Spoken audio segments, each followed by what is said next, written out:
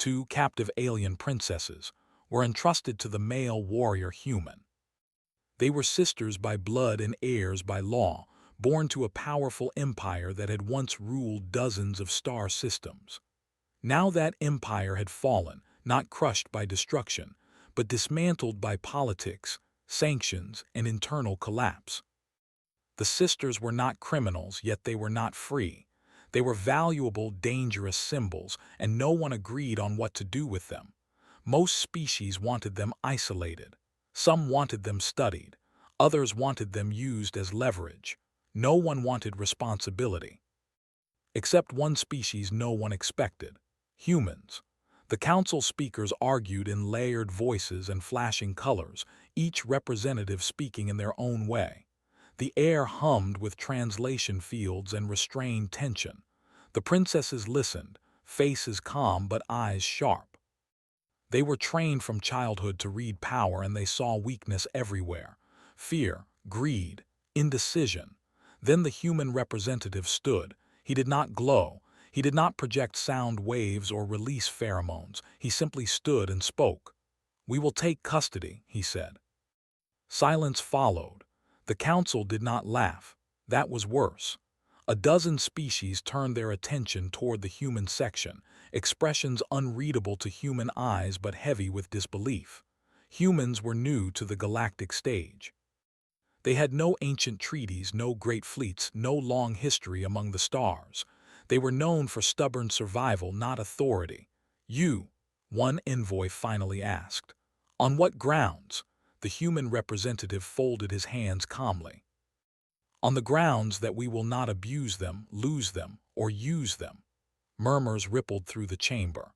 One of the princesses tilted her head slightly. She studied the human delegate with curiosity rather than contempt. The other did not bother to hide her disdain. "You cannot guard what you cannot control," another voice said. "They are not human." The human nodded once. "That is exactly why you should not guard them." The argument should have ended there. It should have been dismissed. But something uncomfortable lingered in the room. The council members knew their own intentions too well. After hours of debate, loopholes, and quiet side discussions, a compromise formed, not because humans were trusted, but because no one else was. The princesses were to be entrusted to a single human warrior, not a politician, not a diplomat, a warrior. The elder princess laughed openly when she heard the condition. "A lone human," she said, her voice smooth and sharp. "Is this a punishment for us or for him?" The council did not answer.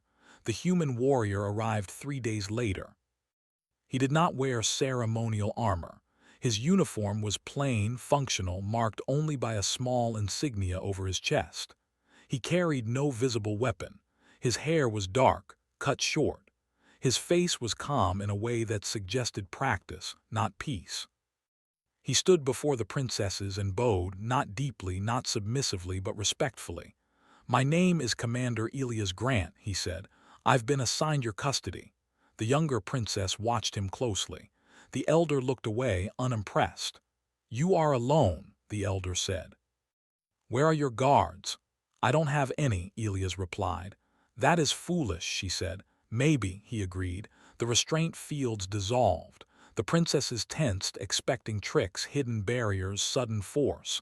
None came. They were free to move. The room doors opened. "Please follow me," Elias said. They exchanged a glance. This was not how captivity worked. Still, curiosity outweighed caution. They followed. The human ship was small by galactic standards, not weak but modest. No grand halls, no golden symbols, no intimidating displays. It looked like a working vessel, clean, quiet, efficient. "This is where you will keep us?" the younger princess asked. "This is where we will travel," Elias corrected. "You'll have quarters, food adjusted to your needs, full access to the ship except for navigation controls." The elder stopped walking. "You expect us not to escape?" Elias met her gaze. "If you escape, I fail. If I cage you, I fail differently. I'm choosing the failure I can live with." The answer unsettled them more than threats would have. Their quarters were comfortable, private. No restraints, No constant guards, only a quiet hum of systems and distant stars beyond the viewports. Days passed. Elias kept his routine: physical training in the mornings, ship checks, study sessions, maintenance. He did not watch them unless necessary. He did not invade their space. He spoke when spoken to, and sometimes when silence felt heavier than words. The princesses tested him. The elder spoke sharply, questioned his authority, mocked human weakness. He did not react. The younger asked questions about Earth, about humans, about why a warrior would accept such a task. Because someone had to, he said. That is not an answer, she replied. It's the only one I have.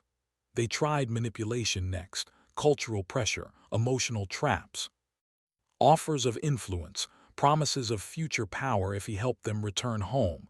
Elias listened politely. No, he said each time, not angry, not tempted, just firm. One night the elder followed him to the observation deck. You could use us, she said quietly. Your species could rise. Maybe, he said. Then why don't you? He looked at the stars before answering. Because then we'd fall later. She had no response. On the seventh day, the younger princess discovered something she should not have. A control panel unsecured by force but protected by trust. A system status display. A final protocol, ship self-destruction. And beside it, authorization markers. 2 non-human signatures required. She stared at the screen, pulse racing. The human had given them the power to destroy the ship, and himself. She confronted him immediately. Why? She demanded. Elias did not deny it. Because if I ever become your jailer instead of your guardian, you deserve a way out. That is madness, she said. No, he replied. That is responsibility. Word spread quickly between the sisters. For the first time since their capture, they did not feel like prisoners. They felt like something far more dangerous. Witnesses. And somewhere far away, the galaxy began to realize it had placed its most delicate problem into human hands, and humanity had not flinched. The human ship moved quietly through open space, far from busy trade lanes and far from the Council's eyes. Stars passed slowly outside the wide viewing panels, steady and distant. Inside the ship, life settled into a strange rhythm that none of them had expected. For the 2 princesses, captivity had always meant control. Heavy guards, locked doors, constant watching. Power used to remind them of weakness. But here, there were no chains, no soldiers, and no raised voices. Only one human warrior and a ship that felt more like a traveling home than a prison. That made everything more uncomfortable. Elias Grant never changed his routine. He woke early by ship time, exercised with strict focus, and moved through his tasks with calm purpose. The princesses watched him closely, waiting for cracks. They expected frustration, anger, or desire for control. None came. The elder princess, Liara, found this deeply insulting. She had been raised to command fleets and bend courts with words alone. Silence was a weapon to her, and she used it often. When she spoke, it was sharp, meant to provoke. But Elias did not respond the way others did. He neither challenged her nor obeyed her. He simply acknowledged her presence as equal space. The younger princess, Saris, was different. She observed more than she spoke. She studied the human the way one studied an unknown star, carefully, patiently, with quiet curiosity. Humans were new, yes, but there was something about this one that unsettled her. Not fear. Control. On the 10th day of travel, Saris joined Elias in the common area while he was reviewing star charts. She stood close enough to see the symbols but did not touch anything. You are not afraid of us, she said. Elias did not look up. Fear isn't useful here. That is not an answer, she replied. He sighed softly and turned toward her. All right, I'm cautious. I'm aware of what you represent, but afraid, no. Why? Because fear makes you act fast, he said. This job requires patience. Saris considered that. And if we try to escape, I stop you if I can, he said simply. And if you cannot, then I accept the consequences. That answer stayed with her. Liara tried a different approach. She joined Elias during his physical training cycle, watching as he pushed his human body through controlled strain. No audience, no pride, just discipline. You train as if you expect battle, she said. I train so I don't panic if it comes, Elias replied. You are alone, Liara said. No backup, no fleet, no allies nearby. That is foolish. Elias paused, wiping sweat from his brow. Being alone doesn't mean being helpless. Liara smiled coldly. Every species believes that until it learns otherwise. Elias met her gaze. Humans learned otherwise a long time ago. She waited for more explanation. None came. Days passed. Conversations grew longer, less sharp, more thoughtful. The princesses learned about Earth, not its glory but its struggles. Elias did not speak of triumphs first. He spoke of mistakes, of wars humanity barely survived, of systems that failed, of people who stood back up anyway. We are not special, he said once. We just refuse to stay down. That confused them more than pride would have. Then the messages began. Encrypted transmissions reached the ship from coalition channels. Elias read them alone at first. His posture changed slightly, shoulders tighter, jaw set. The princesses noticed. Finally, he called them to the common area. The council is under pressure, he said calmly. Some members believe keeping you with me is inefficient, Liara laughed. They want us back. They want control, Elias corrected. You are leverage, Saris frowned. And you? I am inconvenient. The messages grew more demanding. Requests turned into recommendations. Recommendations turned into warnings. Elias refused each one politely, citing coalition law, human treaty clauses, and legal language that surprised even the princesses. You know their system well, Saris said later. Elias nodded. Humans learned early that if you don't understand the rules, someone will use them against you. Liara watched him with new interest. You fight with words. Only when I can, he replied. The ship was approached once by a coalition patrol, not aggressive, just watching.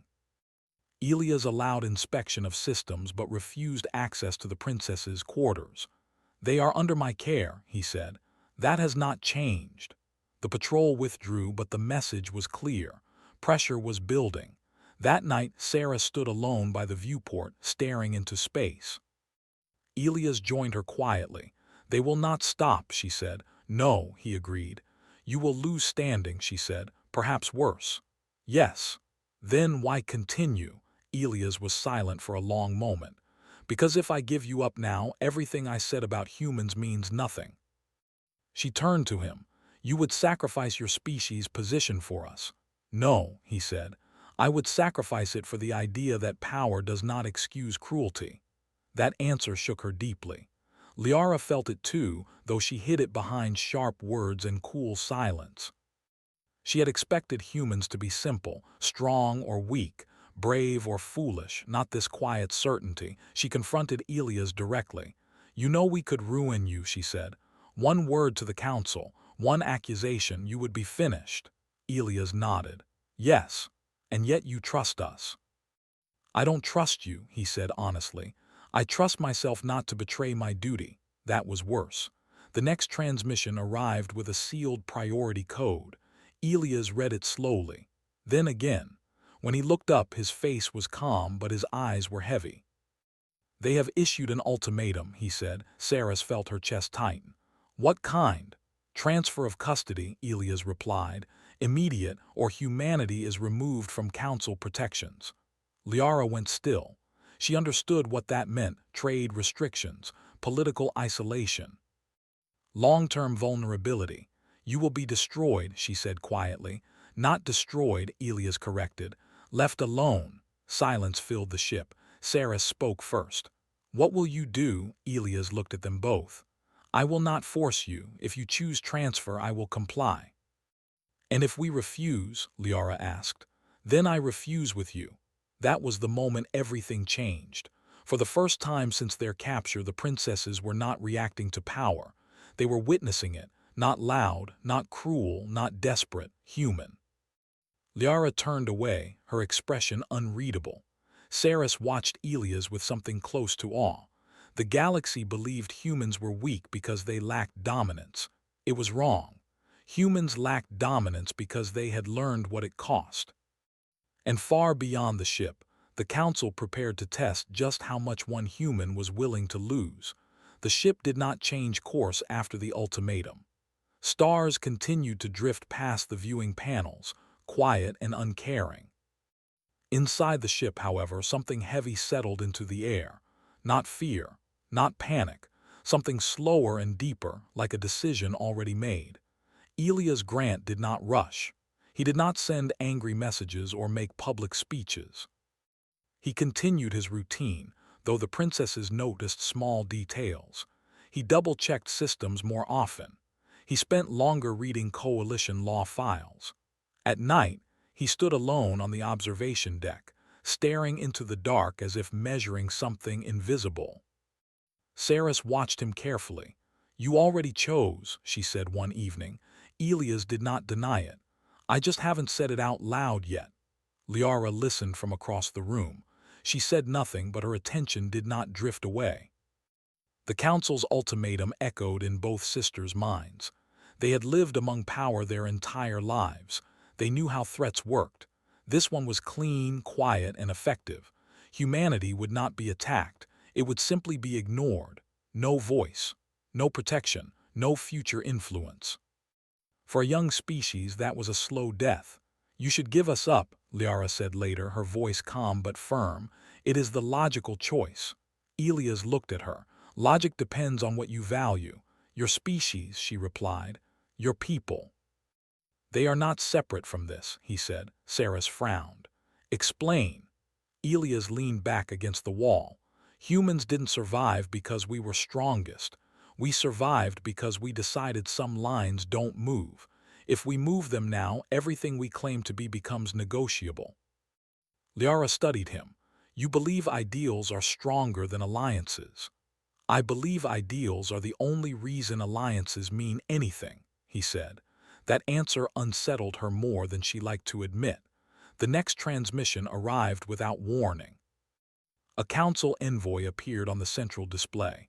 Its form was tall and luminous, voice carefully neutral. "Commander Grant," it said, "this is your final notice. Transfer the princesses within one standard cycle." Elias nodded politely. "I acknowledge receipt." "You are aware of the consequences," the envoy said. "Yes." "You will be acting without council authorization." "Yes." The envoy paused. "This decision will isolate your species." Elias met its gaze. "Then we will learn what isolation feels like." The transmission ended. Silence followed. Saris felt something tighten inside her chest. She had expected anger, fear, bargaining. Instead, there was only acceptance. "You will lose everything," she said softly. Elias shook his head. "We'll lose access, not ourselves." Liara turned away, her thoughts racing. She had spent her life believing power came from position, from leverage, from fear. This human was preparing to throw all of that away without hesitation, and he was not wrong. The next cycle passed slowly. Coalition traffic avoided them. Automated messages ceased. Their ship was no longer acknowledged in shared channels. It was as if a line had been drawn around them, and the galaxy had stepped back. Humanity was being erased politely. Saris found Elias in the ship's small archive room reviewing historical files. Not military plans, not escape routes, history. "You are documenting," she observed. "Yes," he said, "in case this is the last time humans are allowed to speak freely." She swallowed. "You still think this is right?" He looked at her carefully. "Do you?" She hesitated. That answer frightened her more than certainty. Liara finally broke. She called Elias to the common area, her posture straight, her voice steady. "You will not be allowed to protect us forever," she said. "They will come eventually." "Yes," Elias agreed. "And when they do, you will have no authority."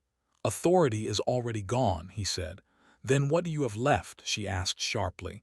Elias met her eyes. "My word." Liara laughed once, bitter and short.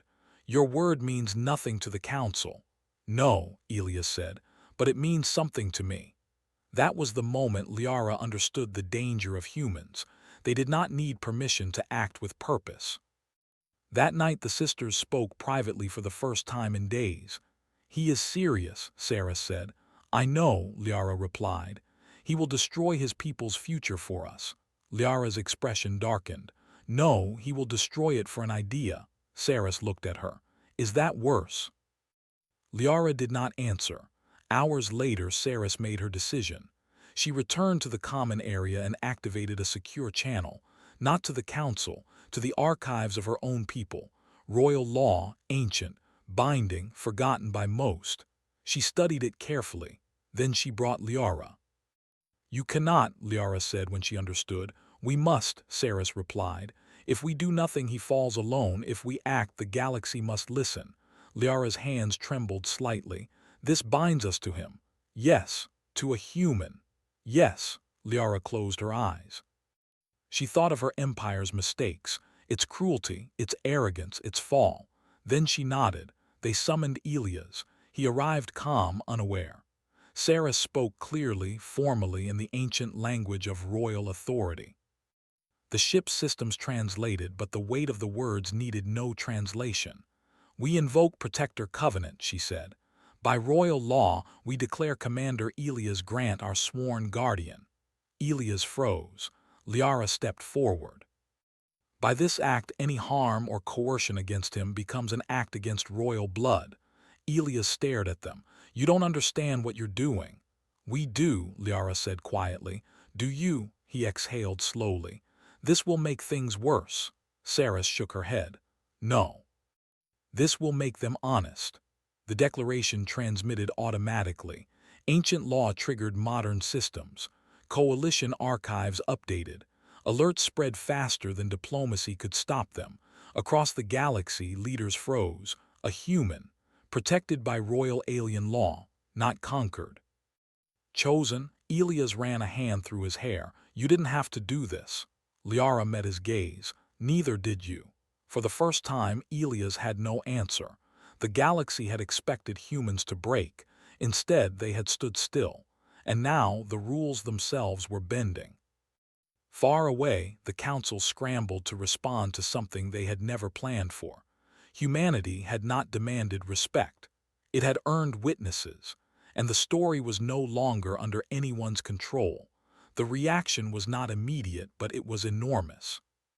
Across coalition space, alerts spread through systems that had not been updated in centuries. Ancient royal law, once treated as ceremonial history, was now active. Protocols triggered automatically, without emotion or debate. Legal frameworks older than most civilizations recognized the declaration as valid. Two alien princesses had named a human their sworn protector, and the galaxy did not know how to respond. On the human ship, silence filled the air after the declaration finished transmitting. Elias Grant stood still, as if moving too quickly might break something fragile. His hands were steady, but his thoughts were not. "You have changed everything," he said quietly. Saris shook her head. "So did you." Liara crossed her arms. Her expression was calm, but her eyes showed strain. "They will not like this." "They were already unhappy," Elias replied. "That is not the same," Liara said. "This challenges their authority." Elias let out a slow breath. "That was never my goal." "Intent does not matter anymore," Liara said. "Impact does." Within hours, communication channels that had gone silent reopened. Messages arrived from species that had ignored humanity for years. Some were careful, some confused, some openly alarmed. Elias read them all. Requests for clarification, demands for explanation, questions that revealed fear beneath polite language. One message stood out, a formal council summons. They wanted Elias to appear, not as a subordinate, not as a petitioner, as a protected party. The irony was not lost on anyone. The ship altered course toward a neutral meeting station. No escort arrived, no guards, just distance and watching eyes. Sarah stood beside Elias as the station came into view. "They will try to separate us," she said. "They won't succeed," Elias replied. Liara looked at him sharply. "You sound confident." "I'm tired," he said honestly, "and tired people stop pretending." The station was old, built long before humans reached the stars. Its halls carried echoes of past agreements and quiet betrayals. When Elias entered the central chamber, he felt the weight of attention settle on him like gravity. The council representatives appeared one by one. No shouting, no accusations, only careful words. "You have forced a legal conflict," one envoy said. "I followed the law," Elias replied. "A law not meant for this age," another voice added. "Then perhaps this age forgot why the law existed," Elias said calmly. The chamber stirred. Liara and Sarah stood behind him, silent but visible. Not prisoners, not symbols, participants. "You place your species at risk," an envoy warned. "I placed my species where it chose to stand," Elias replied. A pause followed. One representative leaned forward. "Do humans believe they are equal to the old powers?" Elias shook his head. "No, we believe we are accountable." That answer spread discomfort through the chamber. The council debated among themselves, voices layered and complex. Elias waited. He did not interrupt. He did not threaten, he simply stood. Humanity had spent centuries being ignored. Waiting was not new. Finally, the lead envoy spoke again. "The covenant is recognized," it said, "but it does not grant humans authority beyond protection." "That is enough," Elias replied. "And the princesses?" another asked. "They will decide their own future," Elias said, "as they always should have." Sarah stepped forward then. "Our empire fell because it forgot restraint," she said. "Because power became habit. This human reminded us what choice looks like." Liara followed. "We did not choose him because he is strong. We chose him because he refused to be cruel when it would have been easy." Silence followed. The council was faced with something it had not planned for, not rebellion, reflection. Negotiations followed, slow and careful, terms rewritten, conditions softened. The princesses were not returned to cages or courts. They were granted safe passage home with oversight agreed upon by multiple species. Humanity was not punished. It was watched. On the journey back, the ship felt lighter. Sarah smiled more often. Liara spoke less sharply. Elias slept better. "You could have left," Liara said one night, "after the declaration." "So could you," Elias replied. She nodded. "Yet here we are." "Yes," he said, "here we are." The princesses prepared to depart at the edge of their territory. Their people waited, cautious and uncertain. Before leaving, Sarah turned to Elias. "You never asked for anything." "I never needed to," he said. Liara studied him one last time. "The galaxy will change because of this." "Change is slow," Elias said, "but it starts with someone refusing to move." They left the ship. Elias watched their vessel disappear into distant stars. Messages arrived soon after, not demands, invitations, quiet acknowledgments. Humanity had not conquered space. It had reminded it of restraint, and the galaxy, uncomfortable and unsure, was forced to listen. Far away, new doctrines were already forming. If you wanted control, you avoided humans. If you wanted trust, you involved them. And Elias Grant returned home, knowing the hardest part was still ahead. Because being seen was far more dangerous than being ignored. The journey home was quiet. Elias Grant sat alone on the human ship as it moved through familiar space lanes, the stars no longer feeling distant or cold. Messages continued to arrive, but none demanded answers right away. Humanity was no longer being ignored, yet it was not being commanded either. The galaxy had learned to pause when humans were involved. That pause was power. When Elias returned to Earth orbit, no grand fleet waited for him. No ceremony, no loud praise, only a small delegation and a simple docking bay. Humans had never been good at celebrating quiet victories. They preferred to understand them first. He reported to his superiors with the same calm honesty he had carried through the crisis. He explained the declaration, the consequences, the risks, and the results. No words were exaggerated, no glory added. When he finished, the room was silent. One senior official finally spoke. "You place the future of our species on a principle." Elias nodded. "Yes." "And it worked," the official said. Elias shook his head. "It's still working." That's the dangerous part. Humanity did not rush to claim influence. It did not push for territory or advantage. Instead, it did something far stranger. It waited. Other species noticed. Trade groups reached out first, not with threats but with questions. Diplomatic circles followed, then cultural exchanges.